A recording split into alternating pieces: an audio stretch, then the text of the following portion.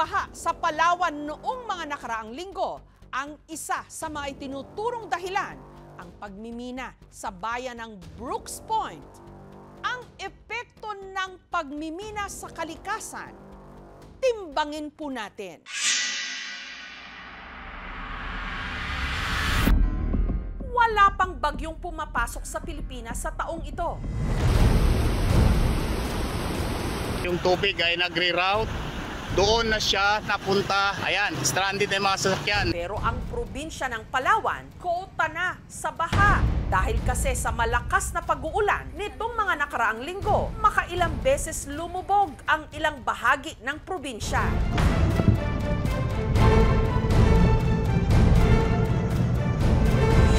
Ang isa sa pinakaapektado, ang bayan ng Brooks Point sa Southern Palawan, kung saan ang rumagasang tubig baha, hindi lang kulay putik, namumula pa. Pumapaw na po yung tubig at dito na po sa kabahayan, sa kalsada pumunta.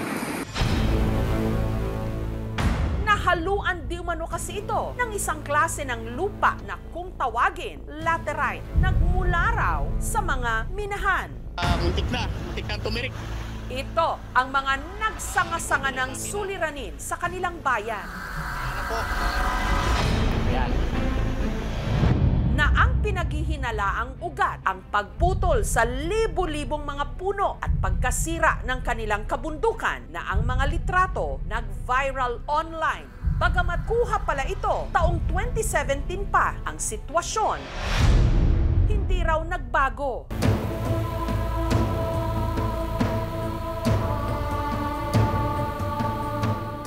Epekto raw ng isang napakalaking industriya na bagamat nagbibigay ng trabaho sa mga residente rin dito at kita sa ekonomiya lokal at nasyonal, unti-unti namang sumisira sa kanilang likas yaman. Minus na talaga yung isda dahil dun sa sa putik na pula.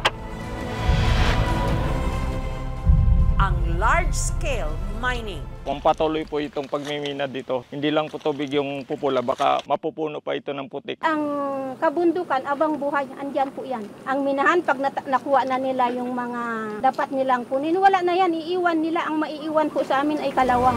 Ito ang minanang suliranin ng mga tiga-Palawan dahil sa mga minahan.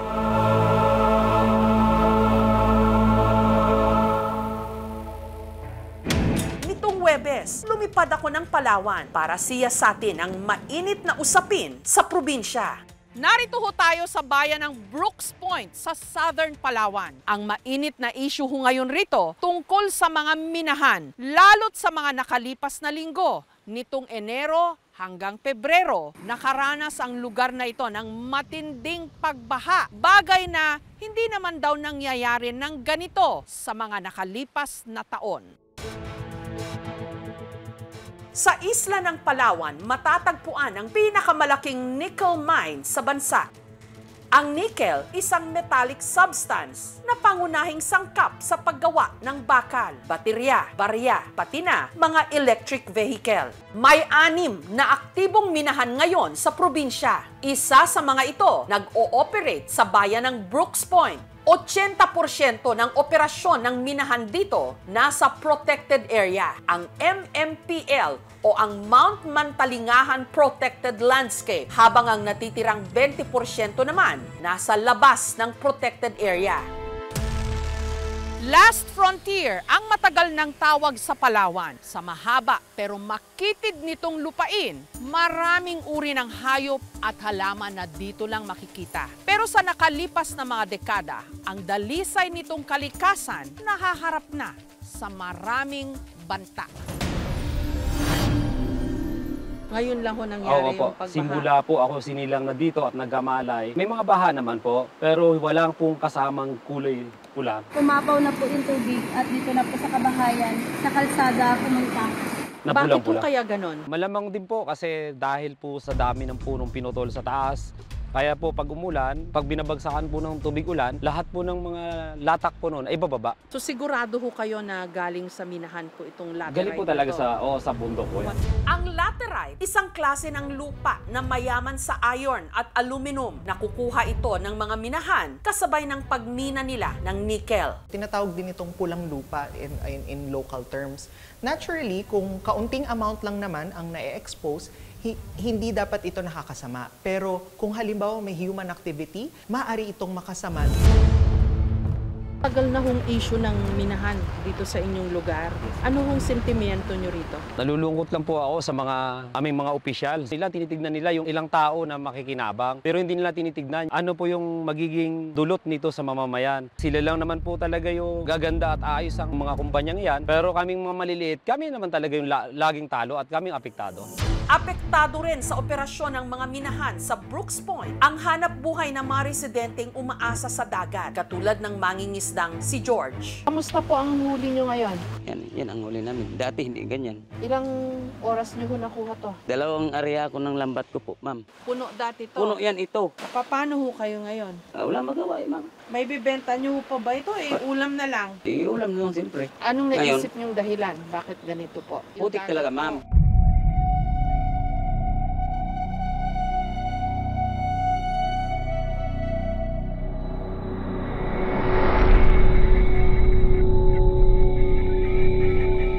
Problemado rin ang mga mangingisdang ito. Hindi rin kasi nila maibenta ang mga huli nilang isda. Totoo ba na kuya? May mga putik yung mga isla? Patingin nga ho. Ayun nga Dati ba hindi ganito? Hindi po ganyan. Itong sapsap na maliit. May kasamang putik. Patingin pa nga ho ng iba. Ito rin. So kung konti na nga yung kuha nila, may kasama pang putik yung isda. Hindi naman daw dati ganito. Hindi kaya dahil sa panahon? Hindi naman po. Brother! Lahat kayo! Kondisyon! So sa lambat pa lang ng mga mangingisda ngayon, makikita yung nangyayari sa karagatan, no? Kasi kulay puti daw yan na lambat, naging brownish red. Tapos itong pabigat, yung ginagamit nilang bato, ayan makikita yung putik. Ano naiisip niyo hong dahilan? Laterite. Laterite, yung laterite yung galing sa minahan. Sa minahan po. Ang kanilang dati puting dalampasigan namula na dahil sa tambak na laterite na iniluluwa di umano ng minahan. Si Moharen, meron daw dating lobster farm sa Brooks Point. Unang-una doon kami naghahanap buhay dahil yung area po na yun, doon din kami nangunguha ng sales, yung kadkad na tawag namin. Kumikita raw siya ng 50,000 kada buwan sa negosyong ito noon. Minalas na nga lang daw nung nasa tapat mismo ng kanyang lobster farm ang ipinatayong pantalan, pati ang ginawa niyang lobster trap na tambakan ng lupa. Masakit para sa akin yun dahil nakita ko na lang tinatambakan na. Ang sabi pa nila sa amin, bawal magkuha ng picture, bawal mag-video. Sabi ko, anong dahilan? Dahil amin to mula nung pa namin mga ninuno. Ang negosyo ni Moharem nalugi tuloy hanggang napagdesisyonan na lang niyang magsaka. Ito po yung dinadaanan pag nagpa-harvest po kami ng palay. Harvester po yung dumadaan pero ngayon sa sitwasyon po yan, hirap na po yung daan po namin. Kahit tao lang po ang dumadaan dyan, nahihirapan na po dahil sa kapal nga ang putik. Tulad po nito, dito pa lang po ito, makapal na po talaga to.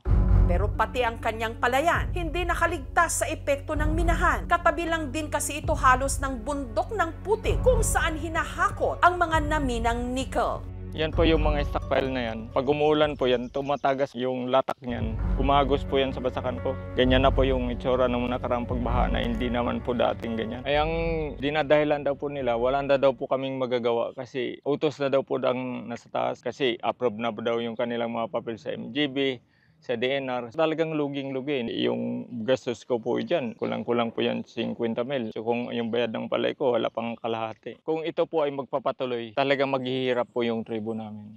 Ang mga tanim na palay naman ang magsasakang si Ronald, hindi na mapakinabangan. Sayang kasi may bunga na. Opo. May bunga na yung palay. Opo. Kailan nyo sana aanihin po ito? Actually, anihin na sana. Ang problema lang, hindi nakakayanin ng harvester. Ito na po, dikit na siya. At Kaya na lang po na kung ano mangyari dyan, siguro wala na talaga. Luging-lugi na kami. Ilang square meters po itong inyong palayan na Ito po, naapektuhan? ito po. Hektarya ho ba? Mga 1 hectare. Magkano ho sana ang kikitain nyo dyan? Nasa 40,000.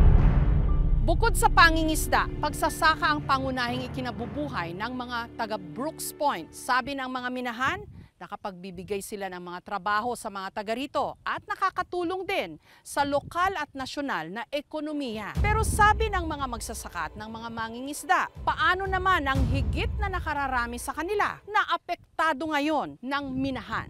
Kung sino yung namumuno, sana bigyan din nila ng pansin yung aming kaanap buhay na kung saan dapat hindi pwedeng ipagsama yung mining at saka agrikultura. Isa lang ang mining operation sa Brooks Point sa ngayon, ang Ipilan Nickel Corporation o INC. Madadagdagan ito ng isa pa, ang Calmian Nickel Incorporated na pagmamay-ari ng Macro Asia Corporation. Taong 1993, pinahintulutan ng gobyerno ang INC na magsagawa ng mining operation sa Brooks Point sa loob ng 25 taon. Taong 2006, sinimula ng INC ang exploration sa Mount Mantalingahan na siyang pinakamataas na bundok sa isla. Pero taong 2009, idineklara ang lugar bilang isang protected area. Dahil dito, bawal dapat magmina. Pero ang INC nakakuha pa rin ng clearance para ipagpatuloy ang kanilang operasyon. Wherever there's mining, the people are poor. Taong 2016, sa pangunguna ni dating DNR Secretary Gina Lopez, ang ECC ng INC kinansela matapos mapabalitang nagputol sila ng mahigit 7,000 mga puno.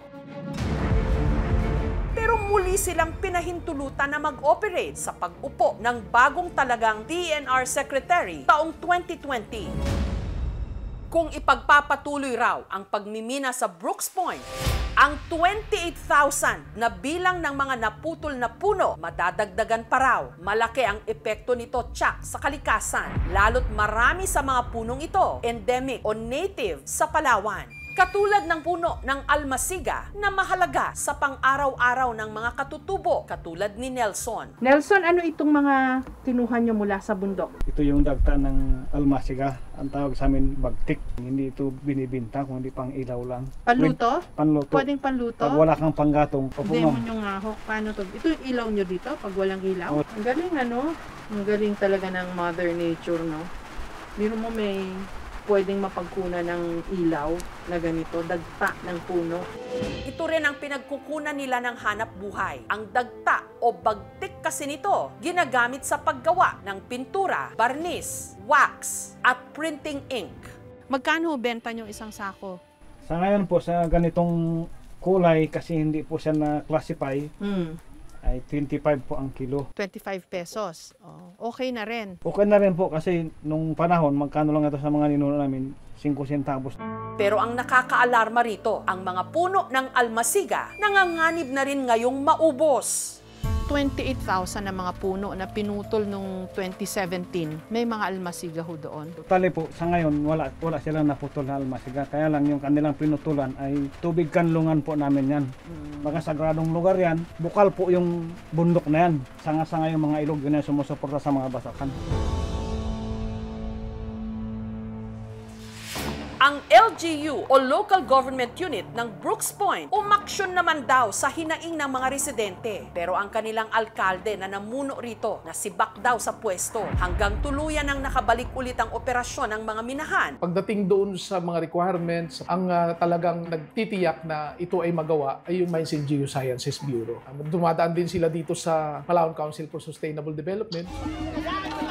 Nagkagilian ng mga katutubong nagpoprotesta at security staff ng Ipilan Nickel Corporation sa Brooks Point, Palawan. Nung nagreklamo po yung katutubong pamayanan, ay nagpalabas po ng cease and desist order yung ating regional director para pansamantalang matigil ang kanilang operasyon. Kung anumang benefits na aming matatanggap dito mula sa aming lupaing ninuno, ay lahat po kami makikinabang hanggat gusto nila. Ang Korte Suprema nag-issue rin ng writ of kalikasan sa DENR, sa Mines and Geosciences Bureau o MGB at sa Ipilan Nickel Corporation. Pero ang kaso, ibinasura nito lang nakaraang taon. Nitong April 2024 naman, nagkaroon ng pagpupulong ang sangguniang panlalawigan ng Palawan para magkaroon na lamang ng 25-year mining moratorium sa Palawan. Layunin ng moratorium talagang stoppage of operation. Wala na talagang mangyayaring pagbibina sa parte ng lokal na pamahalaan sa loob ng 25 or 50 years.